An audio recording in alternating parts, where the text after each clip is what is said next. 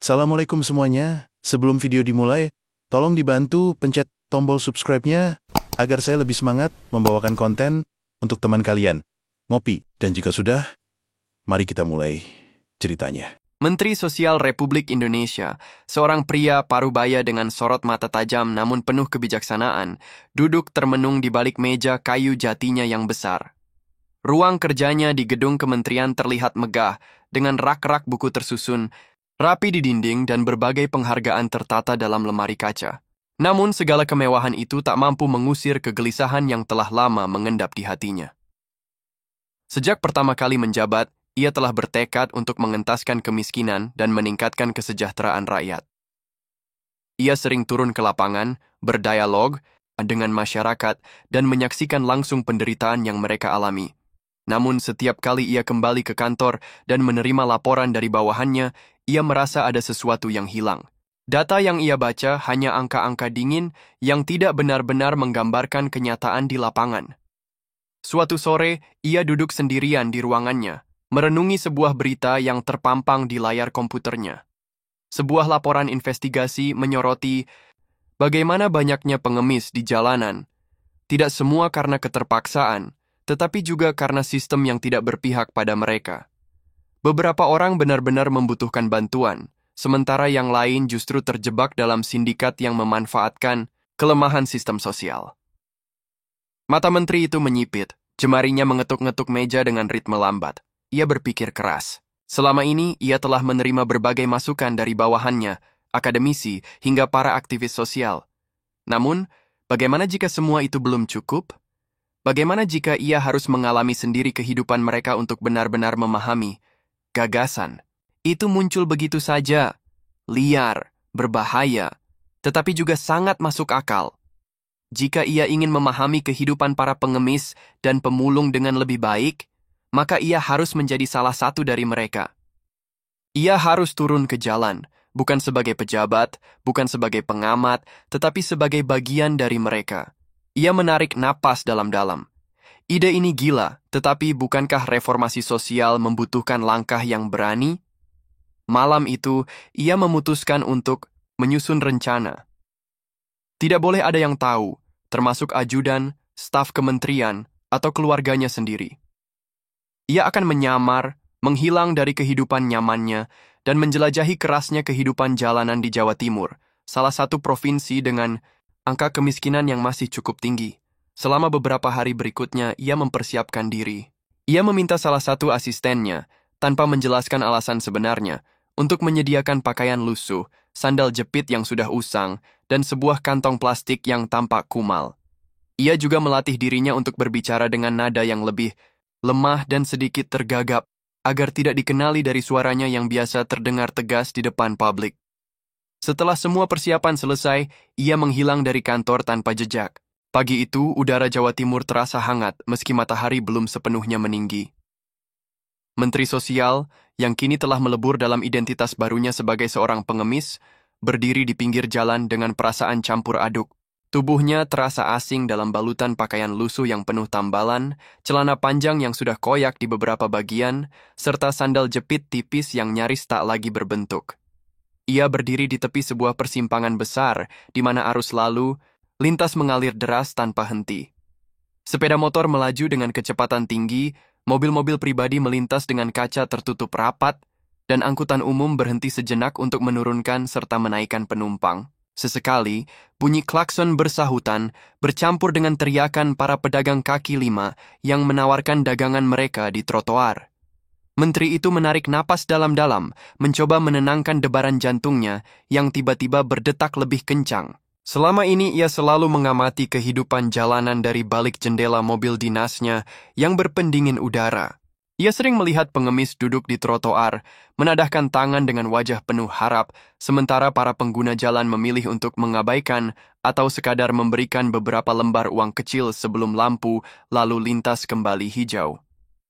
Kini, ia sendiri berada di posisi itu. Tidak ada ajudan yang mendampinginya, tidak ada pengawal yang siap melindunginya, tidak ada fasilitas negara yang bisa ia andalkan.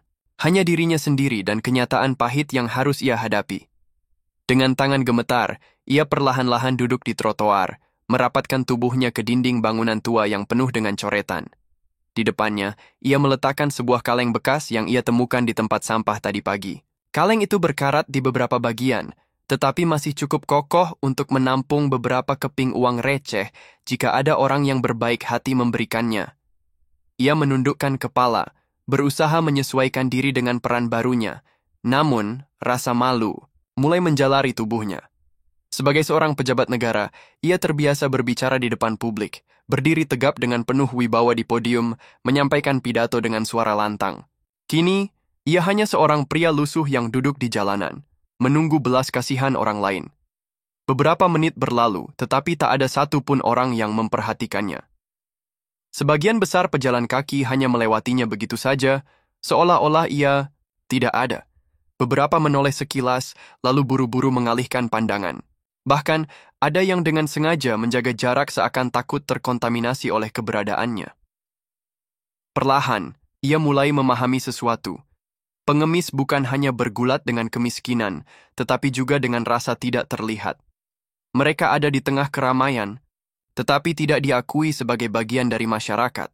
Mereka menjadi bayang-bayang yang tak dihiraukan. Ketika siang semakin terik, dahaga mulai menyergap tenggorokannya. Ia mengusap keringat yang mengalir di dahinya, tetapi bahkan untuk sekadar membeli segelas air mineral, ia tidak punya uang.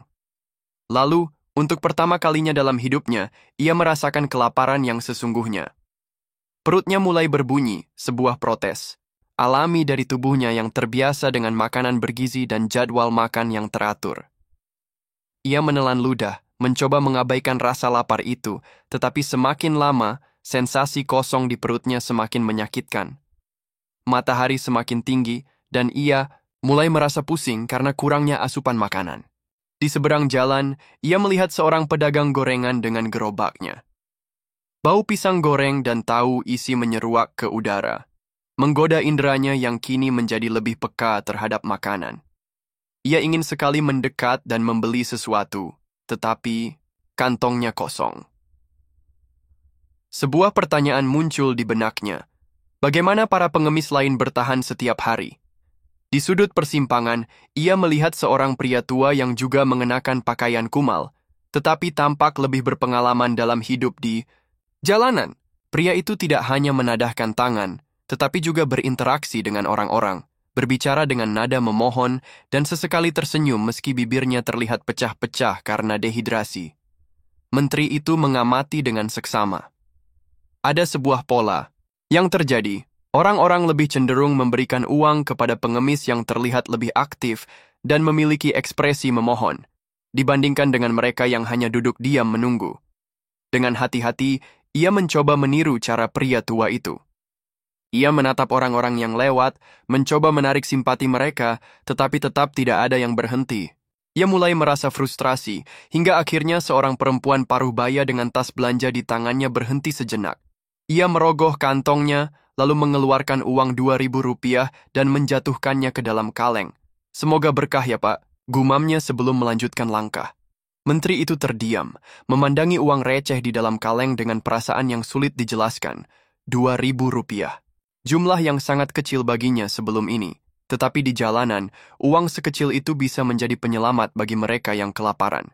Ia menatap sekeliling, melihat bagaimana orang-orang terus berlalu lalang, tanpa menyadari bahwa hari ini adalah hari pertama dalam hidupnya di mana ia benar-benar bergantung pada belas kasihan orang lain. Malam pun mulai menjelang, dan udara yang tadi panas berubah menjadi dingin. Ia mulai menggigil. Tidak ada selimut, tidak ada tempat tidur yang nyaman. Hanya trotoar yang keras dan dingin sebagai alasnya. Di kejauhan, ia melihat beberapa tunawisma berkumpul di bawah jembatan, berbagi kardus dan plastik bekas untuk melindungi diri dari angin malam. Setelah ragu sejenak, ia memutuskan untuk mendekat dan bergabung dengan mereka. Di sanalah, untuk pertama kalinya dalam hidupnya, ia benar-benar merasakan bagaimana rasanya menjadi seorang gelandangan. Hanya satu malam, tetapi malam itu terasa lebih panjang dari ribuan malam yang pernah ia lalui sebelumnya. Malam itu, di bawah jembatan beton yang dingin dan berlumut, Menteri Sosial yang tengah menyamar duduk bersandar pada tembok yang kasar. Suara deru kendaraan di atasnya terus terdengar, menandakan bahwa kehidupan di kota masih berjalan seperti biasa, Meskipun di bawahnya ada sekelompok orang yang terjebak dalam kesunyian dan keterasingan, angin malam yang menusuk tulang membuat tubuhnya menggigil. Ia menarik tubuhnya lebih rapat, mencoba mencari kehangatan dari jaket lusuh yang ia kenakan, tetapi itu tidak banyak membantu. Di sebelahnya, seorang pria tua dengan rambut putih kusut meringkuk, memeluk lututnya sendiri untuk menghalau dingin.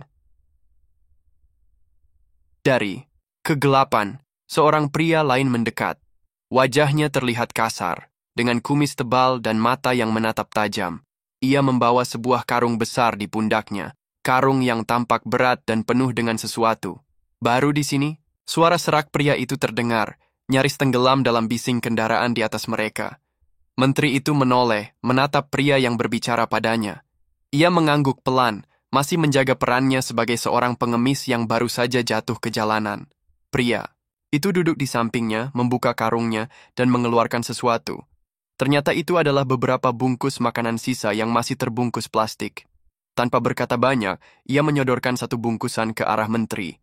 "Ambil, makanlah," katanya singkat. Menteri itu sempat ragu. Ia melihat bungkusan itu, nasi yang sudah agak kering dengan sedikit sayur dan sepotong ayam yang masih tersisa.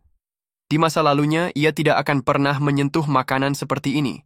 Namun, setelah seharian tidak makan, aroma makanan itu membuat perutnya semakin melilit. Dengan tangan gemetar, ia menerima bungkusan itu dan membuka plastiknya. Tanpa pikir panjang, ia mulai menyuapinya perlahan. Rasanya mungkin tidak seenak makanan yang biasa ia santap, tetapi bagi seorang yang kelaparan, makanan ini terasa seperti sebuah anugerah.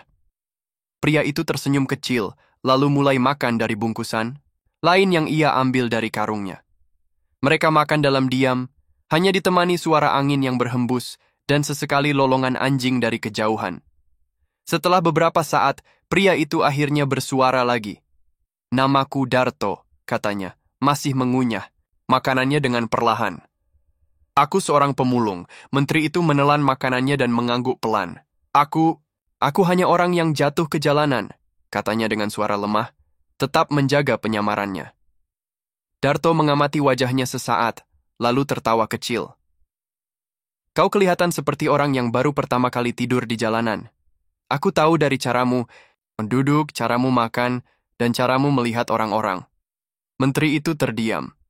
Darto melanjutkan, "Aku sudah bertahun-tahun hidup seperti ini.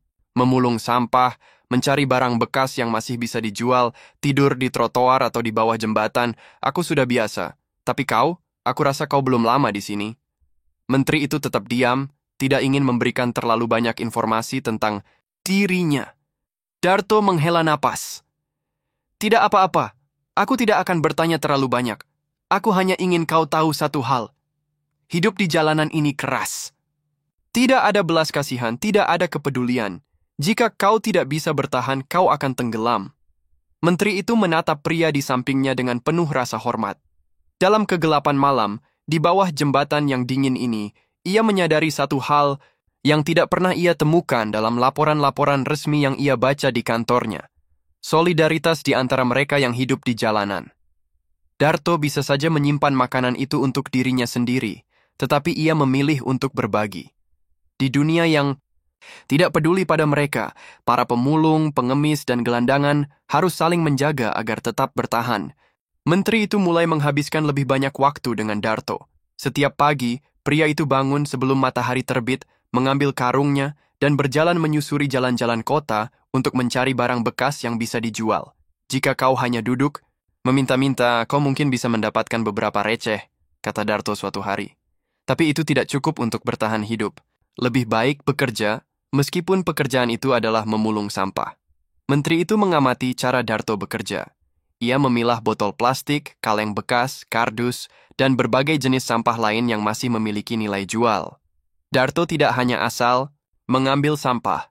Ia tahu mana yang bisa dijual dengan harga lebih tinggi, mana yang sebaiknya dibuang. Ia juga tahu di mana tempat terbaik untuk mengumpulkan sampah yang masih layak.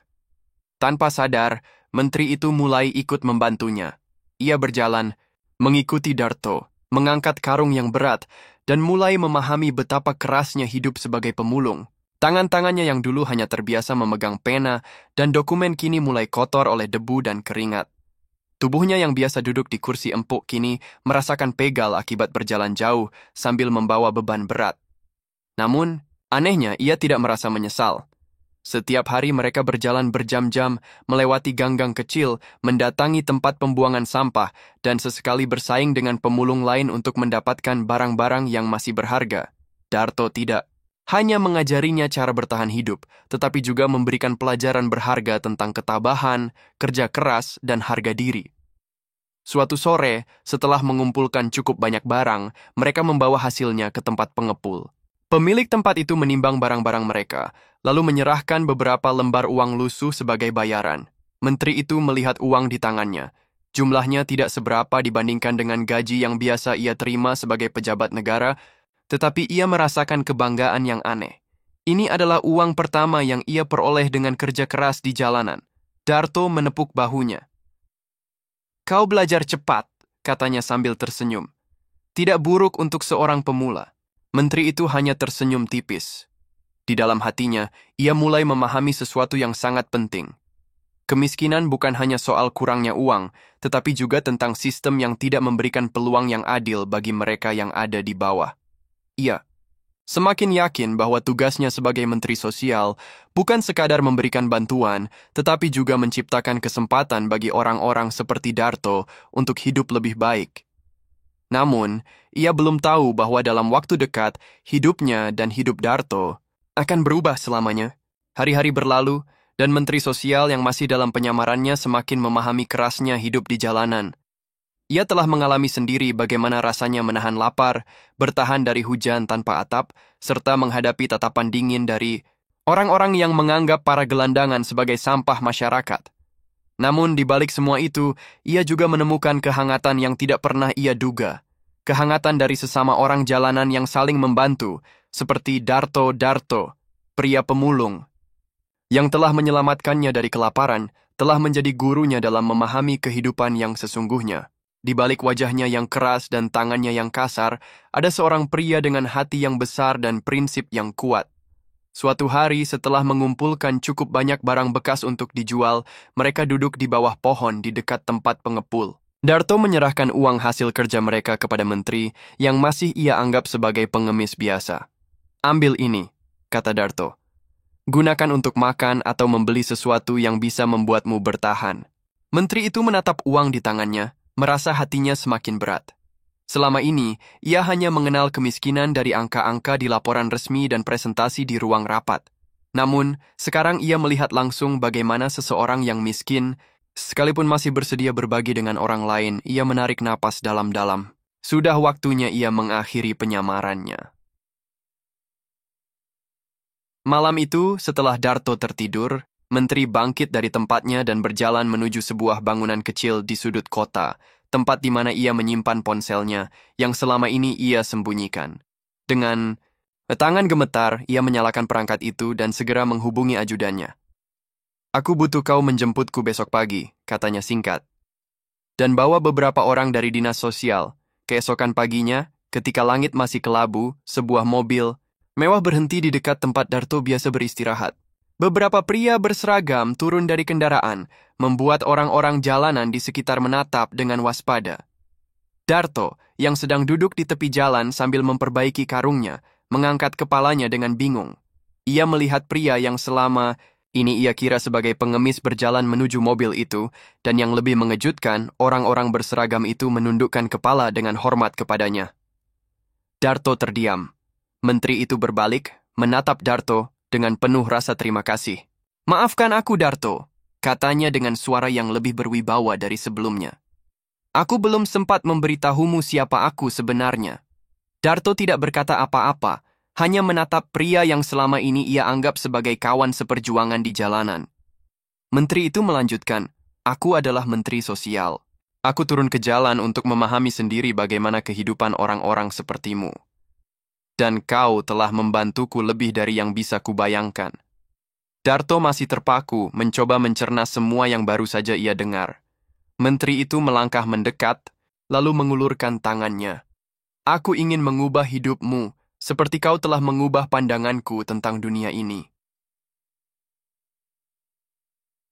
Beberapa hari kemudian, Di kantor Dinas Sosial Jawa Timur, Darto berdiri dengan setelan baru yang masih terasa asing di tubuhnya. Ia belum sepenuhnya terbiasa dengan pakaian rapi dan sepatu yang nyaman. Di hadapannya, Menteri Sosial berdiri dengan penuh kebanggaan. "Mulai hari ini, kau bekerja di sini," katanya. "Kau akan membantu kami dalam program pemberdayaan pemulung dan kaum marginal lainnya." Darto mengerjap, masih sulit mempercayai bahwa kehidupannya yang dulu penuh dengan debu dan sampah kini berubah drastis. "Tapi, aku hanya seorang pemulung," katanya pelan. Menteri itu tersenyum. "Justru karena itu kau adalah orang yang tepat. Kau tahu bagaimana rasanya hidup di bawah. Kau tahu apa yang benar-benar dibutuhkan oleh mereka. Aku ingin kau membantuku membuat kebijakan yang lebih adil untuk mereka." Mata Darto mulai berkaca-kaca. Selama bertahun-tahun ia merasa hidupnya tidak berarti, tetapi kini ia diberi kesempatan untuk mengubah nasib banyak orang yang bernasib sama dengannya. Ia mengangguk mantap. "Aku siap." Darto memulai pekerjaannya dengan penuh semangat. Ia terjun langsung ke lapangan, berbicara dengan para pemulung lain, mencari tahu kebutuhan mereka, dan membantu menyusun program-program baru yang lebih manusiawi.